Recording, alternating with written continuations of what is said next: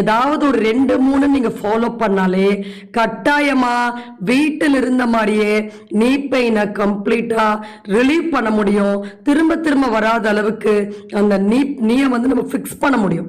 So ஒரு better பொசிஷன்ல நம்ம கண்டிப்பா எப்பயுமே ஹெல்த்தியா அந்த மூட்டுக்களை ஆரோக்கியமா நம்ம வீட்டில் இருந்த மாதிரியே நம்ம மெயின்டைன் பண்றது கண்டிப்பா சாத்தியம்.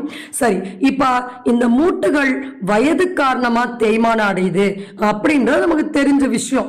ஆனா வயது காரணமா ஏன் தேய்மானம் அடையுது? நாம 20 வயசுல அதிகமா கவலைப்படுறோமா, அதிகமா யோசிக்கிறோமா?